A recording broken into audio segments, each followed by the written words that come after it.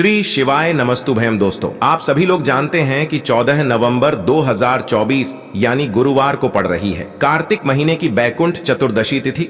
और दोस्तों, यह वह बैकुंठ चतुर्दशी तिथि है जो कार्तिक महीने में पड़ने वाली सबसे बड़ी तिथि है, क्योंकि यह गुरुवार के दिन पड़ रही है और इसका बहुत ही बड़ा और विशेष महत्व होता है। पूज्य गुरु जी ने कहा है कि अगर कभी भी मौका लग जाए और कार्तिक महीने की गुरुवार बैकुंठ चतुर्दशी तिथि को पड़ जाए तो आप लोगों को 3 हरी इलायची वाला उपाय तो अवश्य ही करना चाहिए।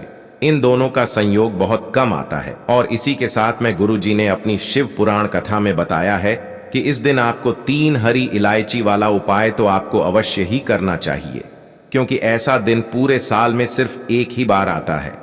और दोस्तों, आप सभी लोग जानते हो कि गुरुवार बैकुंठ चतुर्दशी का अगर सबसे बड़ा कोई उपाय है तो 3 हरी इलायची वाला उपाय है।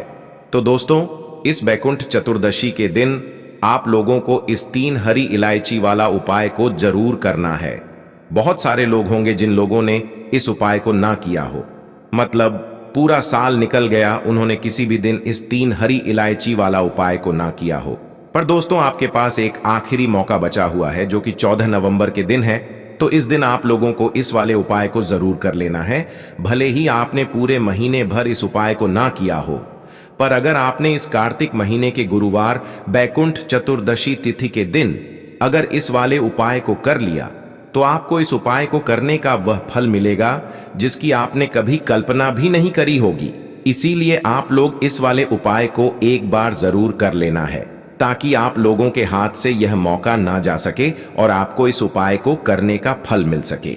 दोस्तों, यह उपाय पंडित जी ने अपनी अभी की ही श्री शिव महापुराण की कथा में बताया है, जिस उपाय को आज हम आपको बहुत अच्छे से समझाने वाले हैं। इस वीडियो को देखने के बाद इस उपाय को समझने के लिए आपको कोई और वीडियो को देखने की जरूरत नहीं पड़ेगी। तो चलिए दोस्तों, उपाय को शुरू करते हैं। देखिए, यह इस कार्तिक महीने के गुरुवार बैकुंठ चतुर्दशी के दिन यह इतना खास होता है, इतना महत्वपूर्ण होता है, देखा गया है। कभी कभी बड़े बड़े पूजा पाठ अनुष्ठान से जो मनोकामना पूर्ण नहीं होते, वह कार्तिक महीने के गुरुवार बैकुंठ चतुर्दशी तिथि के दिन एक छोटे से उपाय करने से ही आपकी मनोकामना पूर्ण हो जाती है। और बहुत सारे लोगों ने इस उपाय को किया भी है और उनको इस उपाय को करने का फल भी जरूर मिला है। अगर आप लोग भी इस उपाय को करना चाहते हैं तो आप इस उपाय को पहले अच्छे से समझ लेना, सुन लेना, उसके बाद करना।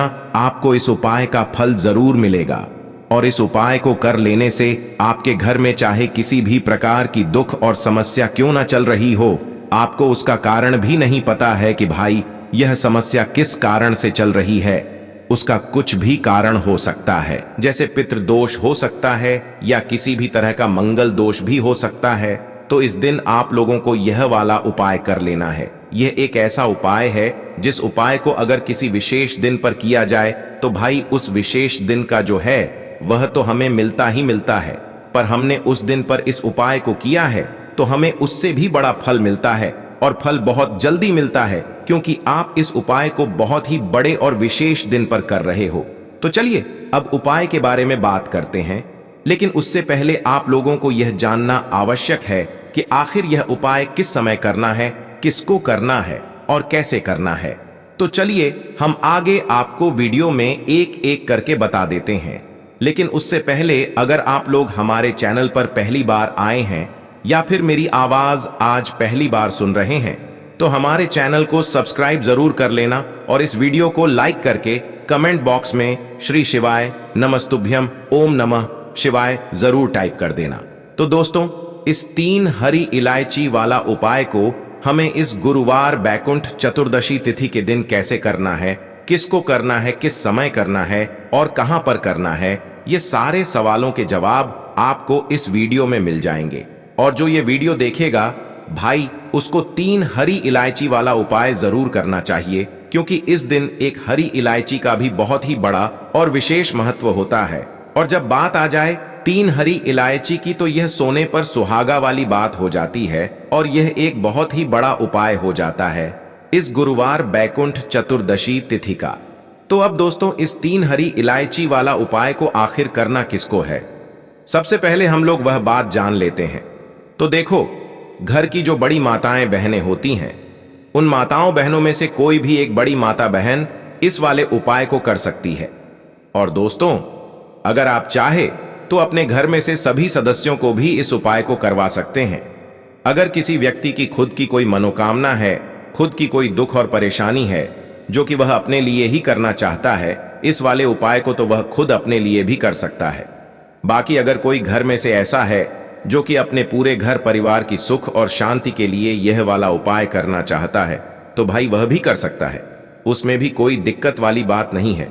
कहने का मतलब यह है कि इस उपाय को हर एक सदस्य भी कर सकता है और पूरे घर परिवार के सदस्य के लिए घर की बड़ी माताओं बहनों में से कोई एक माता बहन भी कर सकती है। माताएं बहनें अगर घर में उपस्थित ना हो या वह यह वाला उपाय न कर पा रही हो, तो फिर घर का कोई बड़ा सदस्य भी इस 3 हरी इलायची वाला उपाय को कर सकता है, चाहे फिर वह पुरुष ही क्यों ना हो।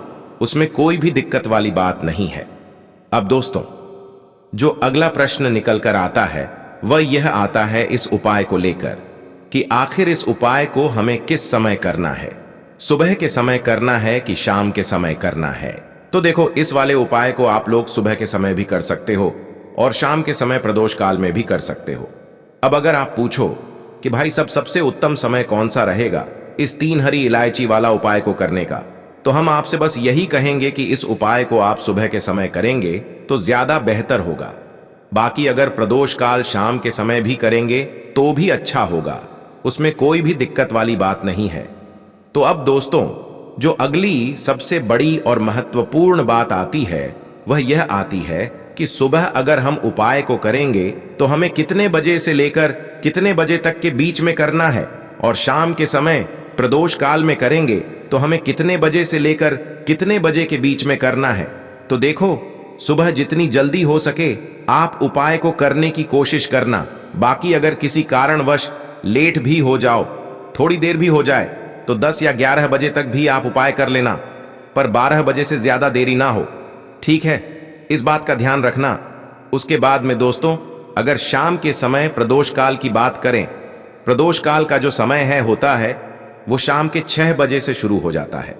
मतलब शाम के 6 बजे से लेकर 7 बजे के बीच का जो समय होता है, यह समय प्रदोष काल का समय होता है। तो आप इस उपाय को 7 या 8 बजे के बीच में भी कर सकते हो। मतलब शाम के 6 बजे से रात 8 बजे के बीच में आप कभी भी इस वाले उपाय को कर सकते हो, उसमें कोई भी दिक्कत वाली बात नहीं है। देखिए, बैकुंठ चतुर्दशी पर विष्णु भगवान और महादेव का पूजन हम करते हैं। यही वो दिन है जिस दिन दोनों देवों का पूजन एक साथ किया जाता है। यह दिन कोई साधारण दिन नहीं है, यह वही दिन है जो आपके भाग्य को चमकाए और रातों रात आपकी सोई हुई किस्मत को जगाए। दुर्भाग्य भी उस व्यक्ति के जीवन से दूर हो जाता है। बैकुंठ चतुर्दशी पर हरी इलायची लौंग वाला उपाय कर लेता है। साथ ही साथ कपूर का ऐसा उपाय आपको बताने वाले हैं जिसके बाद ऐसा समझ लीजिए किसी कार्य में अड़चन नहीं आएगी, कोई काम आपका नहीं बिगड़ेगा। कोई भी नया व्यापार अगर शुरू करना चाहते हैं तो बैकुंठ चतुर्दशी से उत्तम दिन आपको नहीं मिलेगा। क्यों? क्योंकि आपको बता दें, इस बार बहुत ही लंबे समय बाद, बहुत सालों बाद दुर्लभ संयोग इस बार बैकुंठ चतुर्दशी पर बन रहा है। तो देखिए, सबसे पहले तो रवि योग बन रहा है, दूसरा इस दिन सिद्धि योग का भी निर्माण हो रहा है, और सबसे बड़ी बात कि इस दिन सर्वात सिद्ध योग बन रहा है जिसमें आप किसी भी कार्य को शुरू करते हैं ना वह कार्य आपका बहुत सफल होता है। कोई भी नया काम अगर शुरू करना चाहते हैं, कोई नई वस्तु खरीदना चाहते हैं, तो ऐसा समझ लीजिए यह दिन बहुत ही उत्तम है, बहुत लाभकारी है। नई वस्तु को खरीदने के लिए और नए काम की शुरुआत के लिए, जीवन से निर्धनता को दूर करने के लिए भी यही दिन सबसे उत्तम है, क्योंकि यह दिन श्री हरि विष्णु मां लक्ष्मी और महादेव को समर्पित होता है। तो बैकुंठ चतुर्दशी पर जो व्यक्ति भगवान विष्णु और महादेव का पूजन करता है उसे स्वर्ग की प्राप्ति होती है, उसके समस्त पाप नष्ट होते हैं और वह व्यक्ति श्री हरि विष्णु के धाम में स्थान प्राप्त करता है।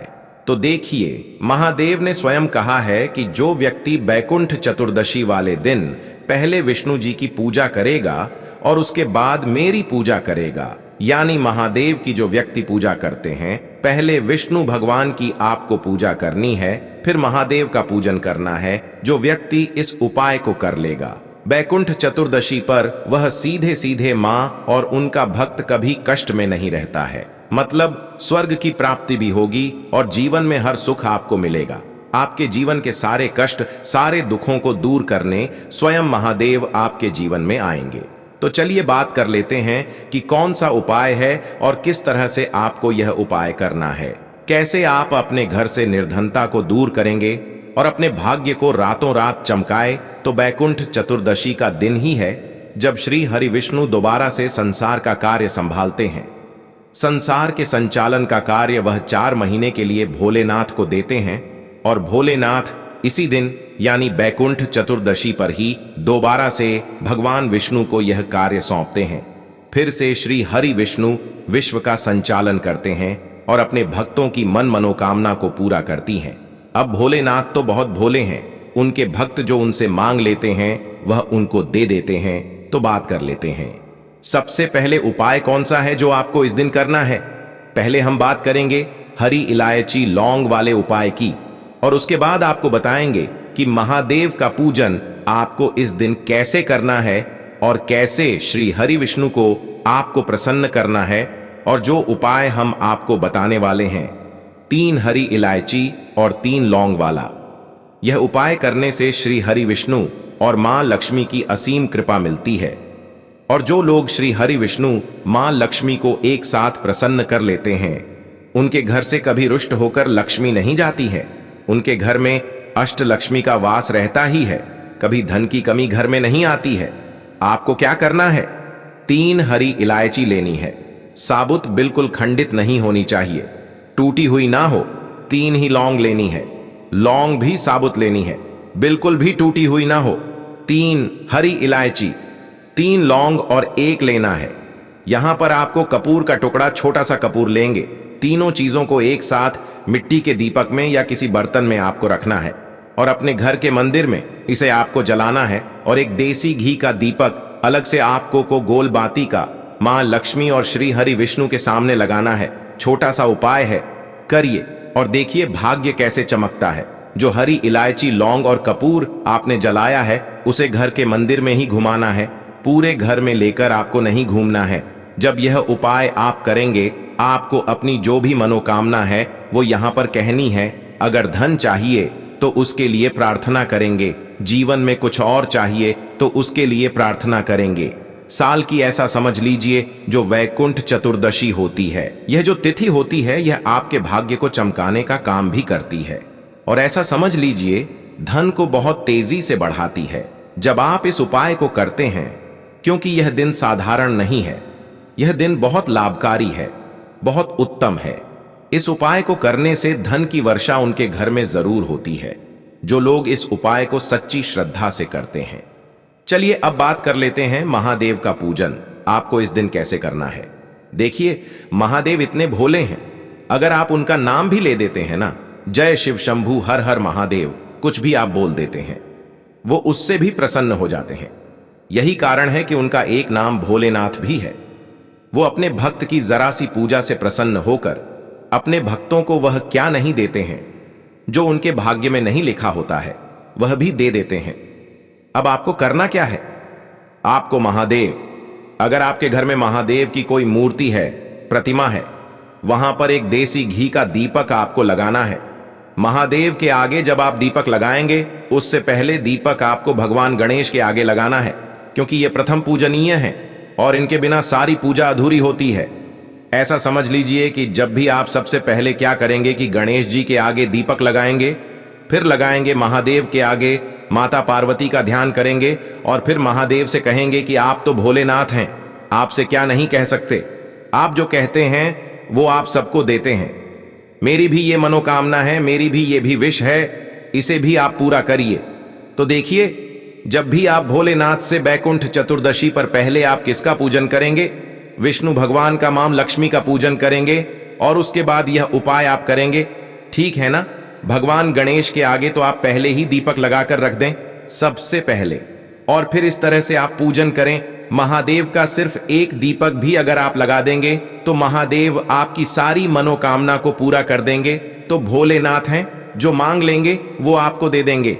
बैकुंठ चतुर्दशी ही एक ऐसी तिथि है जिस पर महादेव और भगवान विष्णु का एक साथ पूजन किया जाता है। करिए, स्वयं भोलेनाथ ने कहा है जो मांगोगे वो मिल जाएगा।